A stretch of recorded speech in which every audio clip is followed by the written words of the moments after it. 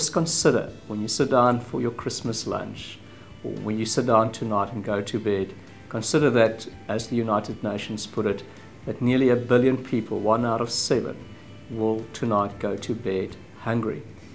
In July of this year, a severe drought started to affect most of Eastern Africa.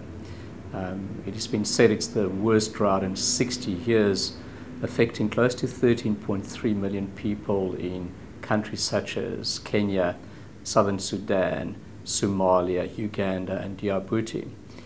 In Somalia itself, the United Nations declared famine on 20 July, and it's the first time they've declared famine in nearly 30 years. 3.7 million people affected in Somalia, of which nearly 1 in 5 children.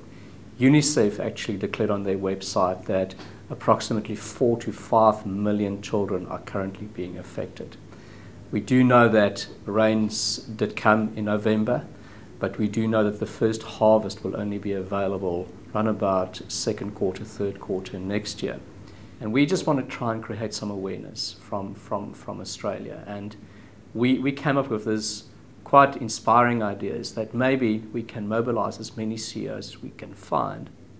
And on the 12th of December, for 24 hours, from midnight to midnight, we're going to fast. And we're going to fast for famine and try and raise some funding to just make a bit of a difference to those who actually tonight will go hungry. Well, it's quite interesting. I think CEOs and business leaders always can mobilize the troops, so to speak. And a lot of us take our cue from our leaders. And in this scenario, when it was suggested to me, why don't we do the fast for famine, I immediately realized that if I get into this and do it properly, I'll be able to mobilize not only a company, but maybe also a couple of our colleagues and customers and also other CEOs in the region. And I think it's about just leading from the front.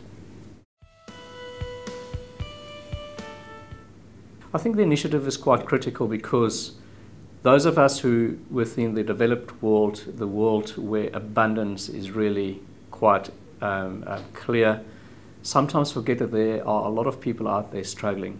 And it's just trying to bring, again, some focus and making sure that people understand that we've got a responsibility, I passionately believe, to also assist those who have a bit less than what we've got. So from my perspective, it is critical to reassess who we are as human beings and understand we've got a responsibility to help those in need.